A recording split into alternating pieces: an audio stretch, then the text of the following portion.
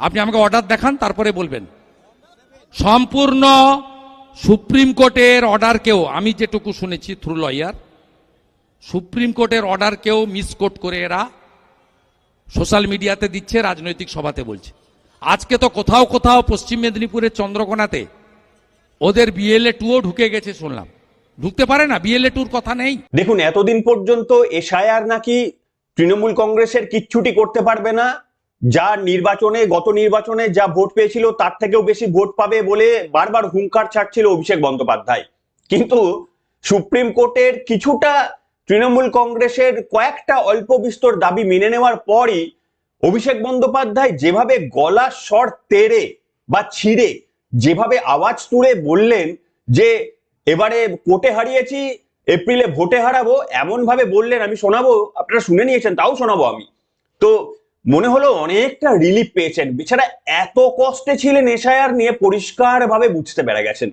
শুভেন্দু অধিকারী বলছিলেন না যে এসআইআর ওই বাংলাদেশিদের কার্বলিক, মানে বাংলাদেশিদের গর্তে যেটা তৃণমূল কংগ্রেস আড়াল করে রেখেছিল, সেখানে কার্বলিক অ্যাসিডটা নির্বাচন কমিশন ঢেলে দিয়েছে। আচ্ছা, অন্য দিকটাও তো ভাবতে হবে। এই যে সুপ্রিম কোর্টের, প্রথমত শুভেন্দু অধিকারী বললেন যে অর্ডারের কপি বেরোয়নি, এই নিয়ে এখনো পর্যন্ত সব জায়গায় প্রচার চলছে। তৃণমূল কংগ্রেস বলছে যে জিতে গেলাম, খেলা হয়ে গেল, খেলা শেষ। তো অর্ডারের কপি নাকি এখনো বেরোয়নি শুভেন্দু অধিকারী, মানে গতকাল যখন খবর করছি তার আগে শুভেন্দু অধিকারী একটি জনসভা থেকে বললেন। ঠিক এই রকম অবস্থায় আমি আপনাদের সামনে আজকে অভিষেক বন্দ্যোপাধ্যায়ের একটা জনসভার চিত্র দেখাবো, যে জনসভার চিত্রটা দেখার পর আপনারা বুঝতে পারবেন যে তৃণমূল কংগ্রেসের কেন এতটা মানে অস্বস্তি এসআইআর কে নিয়ে, এবং তারা কিছুটা মানে অল্প হাওয়া লাগলেও তারা মনে হচ্ছে যাক এবার একটু বাঁচলাম। ওই একটা মাছ যখন পুকুর থেকে তুলে নেওয়া হয় তারপরে যখন আবার জলে রাখা হয় যেমন হয়, সেই রকম কার্যত অভিষেক বন্দ্যোপাধ্যায় বা তৃণমূল কংগ্রেসের অবস্থা বলে মনে হলো। আজকে বিশ্লেষণ করবো আপনাদের সামনে। নমস্কার, welcome to simple as A BC. আপনাদের সকলকে স্বাগত জানিয়ে শুরু করছি অত্যন্ত গুরুত্বপূর্ণ একটি খবর। অভিষেক বন্দ্যোপাধ্যায়ের এই বক্তব্যটা একেবারে সবাই সেভ করে রেখে দেবেন, যে মারাত্মক উত্তেজনাপূর্ণ, গলার স্বরের উচ্চতাটা একবার কল্পনা করবেন, স্বরটা ভেঙে যাচ্ছে পর্যন্ত, এতটা এক্সাইটেড। কোর্টে হারিয়েছি, এরপরে ভোটে হারাবো, তার অভিব্যক্তি, তার আনন্দ, তার উৎসাহ দেখে এটা বুঝতে পারবেন যে কি চাপে ছিলেন, কি যন্ত্রণায় ছিলেন এতদিন কি যন্ত্রণায় ছিলেন। দেখুন আগে। কার ক্ষমতা বেশি, মোদিজি 10 কোটি মানুষ না বিজেপির জমিদার, বহিরাগত জল্লাদ না খেটে খাওয়া মানুষ? আজকে কোর্টে হারালাম, এপ্রিলে ভোটে হারাবো। শুনেছেন, একেবারে ঐতিহাসিক বক্তব্য। এই বক্তব্যটি মানে আরো বেশি করে আমাদের শুনতে হবে যদি নির্বাচনে বিজেপি হারিয়ে দেয়, তাহলে এই বক্তব্যটি একেবারে ঐতিহাসিক বক্তব্য হয়ে রয়ে যাবে। দেখুন, সুপ্রিম কোর্টের তরফ থেকে এখনো পর্যন্ত যে রায়টি এসেছে সেটি নিশ্চিতভাবে তৃণমূল কংগ্রেসের দাবি দাওয়াগুলিতে বেশ কিছুটা মান্যতা দেওয়া হয়েছে। তার মধ্যে মানে অনেকগুলো রয়েছে, যেমন এই যে লজিক্যাল ডিসক্রিপেন্সি, তৃণমূল কংগ্রেস চেয়েছিল এই লজিক্যাল ডিসক্রিপেন্সিটাই কেন হচ্ছে।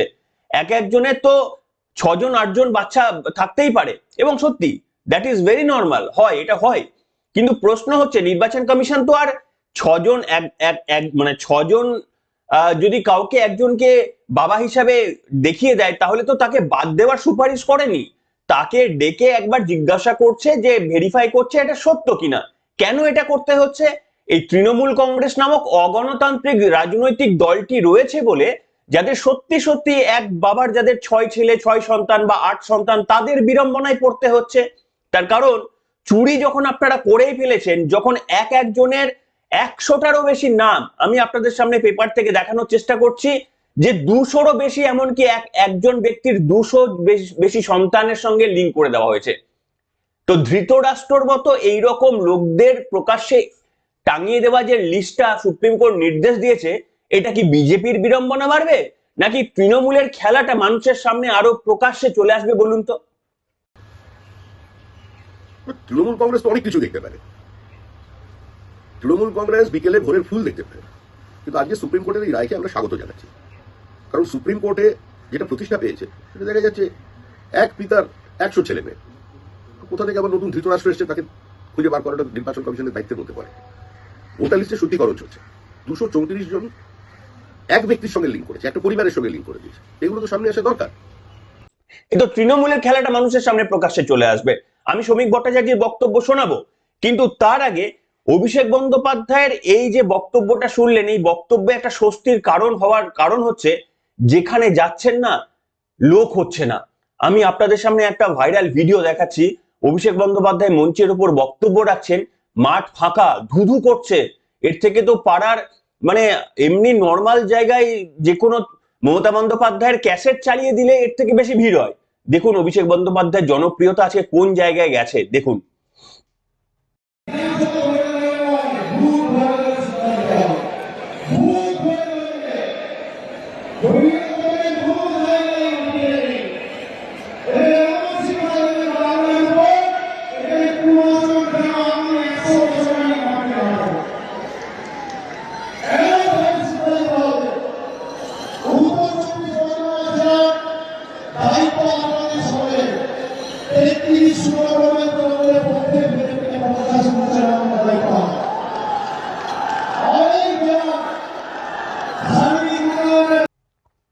দেখলেন, বুঝতে পারছেন এবার রিলিফটা কেন তিনি চাইছিলেন? বুঝতে পারছেন, জনসভায় লোক হচ্ছে না, শুধুমাত্র পেড প্রমোশন দিয়ে। দেখুন আমরা কিন্তু পেড প্রমোশন করি না, কিন্তু আমি চাইলে আমার এই যে ভিউ দেখেন না, ইউটিউবের যে ভিউটা দেখেন, এটা আমি বাড়িয়ে দিতে পারি। আমি যদি ইউটিউবকে টাকা দিয়ে বলি যে প্রত্যেক দিন ধরুন ভিডিওর পাশাপাশি আমি 10,000, 15,000, 20,000, 1 লাখ, 2 লাখ করে টাকা দিই, আর বলি তোমরা এটা রিচ বাড়াও, তাহলে কিন্তু আমার দেখবেন এই ভিডিওগুলোই যেগুলো এখন 50,000, 60,000, 1 লাখ ভিউ হচ্ছে, সেগুলোই কিন্তু 1 মিলিয়ন ভিউ হয়ে যাবে।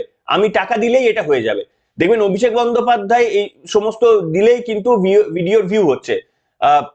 সেটা আমি অন্য প্রসঙ্গে অন্যদিন ব্যাখ্যা করব। তরুণজ্যোতি তেওয়ারি, অভিষেক বন্দ্যোপাধ্যায় শুধুমাত্র এই জানুয়ারি মাসে কত টাকা খরচা করেছেন এই প্রমোশনের পেছনে, সেটা তিনি ফাঁস করে দিয়েছেন। যে তার ভিডিওগুলো জনপ্রিয়তা পাওয়ার জন্য ফেসবুককে কিংবা অন্যান্য জায়গায় কত টাকা তিনি দিচ্ছেন, সেটা তিনি একটা ভিডিওতে সোশ্যাল মিডিয়াতে শেয়ার করেছেন। সে যাই হোক, কিন্তু আজকে অভিষেক বন্দ্যোপাধ্যায়ের মাঠ এই ফাঁকা মাঠে তার সত্ত্বেও পেড প্রমোশন একদিকে করছেন, অন্যদিকে এই আনন্দবাজার কিংবা বিভিন্ন রকম ওই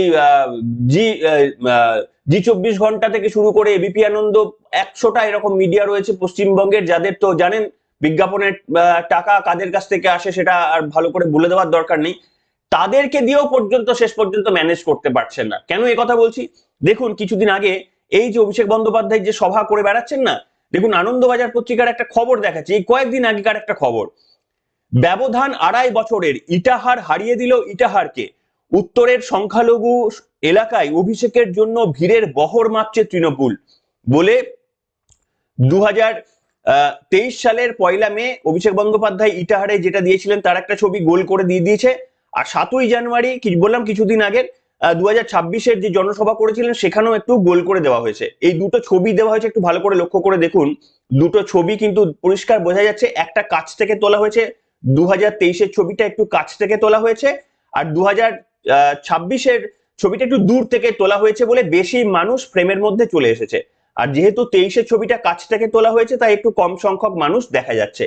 এই ছবিটা নিয়ে আনন্দবাজার পত্রিকা লিখে ফেললো যে অভিষেক হারিয়ে দিল অভিষেককেই, মানে বিরাট ভিড়, বিপুল ভিড়। অথচ দেখুন গ্রাউন্ড রিয়েলিটি আপনাদের সামনে দেখাচ্ছি, এই নিয়ে কোনো খবর করছে না। কেন করছে না? সহজে অনুমেয়, যে আপনাকে বোঝাতে হবে যাতে ভোটটা আপনি তৃণমূলকেই দেন। কেন না এইভাবে দেখিয়ে যে দেখুন এত সংখ্যক মানুষ অভিষেক বন্দ্যোপাধ্যায়ের সঙ্গে আছে, সেখানে আপনি কি অভিষেক বন্দ্যোপাধ্যায়কে ভোট না দিয়ে থাকতে পারেন? আপনাকেও ভোট দিতে হবে বলে এইটা হচ্ছে প্যাসিভ অ্যাপিল। এরা তো জোর করে আপনাকে ভোট এখন বাকি আছে, পরের নির্বাচন থেকে হয়তো ওটাও লিখে দেবে যে অভিষেক বন্দ্যোপাধ্যায় বা তৃণমূলকে ভোট দাও, এটাও লিখে দেবে এরা। এখনো পর্যন্ত লিখতে পারছে না, কিন্তু এরা প্যাসিভলি আপনাদের বোঝানোর চেষ্টা করছে এই ভিড়ের চিত্র দেখিয়ে। যেটা এরা করছে না, আসল চিত্র আমি আপনাদের সামনে দেখালাম। অভিষেক বন্দ্যোপাধ্যায় মঞ্চের ওপর থেকে বক্তব্য বলছে, মাঠ ফাঁকা। এই চিত্রগুলো নিয়ে একটা খবর আপনি দেখবেন না, আনন্দবাজার পত্রিকা লিখেছে যে তৃণমূলের সেনাপতি, জানি না তাদেরও বোধহয় সেনাপতি, যে সেনাপতি তাদের সেনাপতি বক্তব্য রাখছে আর মাঠ ভরছে না। তো এইটা নিয়েও তো একদিন খবর করা যেতে পারে। যারা ভিড় নিয়েই খবর করছে তারা তো ভিড় শূন্যতা নিয়েও খবর করতে পারে, কিন্তু করবে না। কিন্তু আপনাদের সতর্কতা বা সজাগ থাকার জন্য সেই কর্তব্যটা, সেই কাজটা আমরা আপনাদের জন্য করে যাচ্ছি। দেখুন, এইখানে শুভেন্দু অধিকারী গতদিন করলেন, জনসভা করলেন এবং সেখান থেকে তিনি পরিষ্কারভাবে বললেন এ তো সবে শুরু, ব্রেকফাস্ট হয়েছে, 58 লাখ শুধু ব্রেকফাস্টে গেছে, আসল খসড়া তালিকা প্রকাশ পেলে তারপরে আসল খেলাটা শুরু হবে। আর সুপ্রিম কোর্টের অর্ডারটা মিসকোট করা হচ্ছে, এখনো পর্যন্ত এরকম কোন অর্ডার সুপ্রিম কোর্ট দিয়েছে বলে তার জানা নেই বলে সুপ্রিম কোর্ট বললেন বিরোধী দলনেতা। তার বক্তব্যটা শোনাবো। ছাড় পোকার মতো ইলেকশন কমিশন সবে ট্রেলার দেখিয়েছে, ব্রেকফাস্টে 58 লাখ, আর লাঞ্চ হবে 14 ফেব্রুয়ারি, সেই দিন বুঝতে পারবেন। লাফাচ্ছে দেখছেন না, কাটা ফুটে গেছে। সুপ্রিম কোর্টকেও মিথ্যা কথা বলছে, অর্ডার এখনো আপলোড হয়নি, বলছে অমুক হয়ে গেছে তমুক হয়ে গেছে, সুপ্রিম কোর্টে জিতে গেছি, এপ্রিলেও জিতে যাব, জিতে তোমাকে দেব ভালো করে, জিতিয়ে তোমাকে ভালো করে দেবে এবারে বাংলার জনগণ। আপনারা ঐক্যবদ্ধ হন। ডিফারেন্স কত ছিল জানেন? লোকসভাতে 40 লক্ষ, 58 লক্ষ ভোট বাদ দেওয়ার পরে ডিফারেন্স আছে?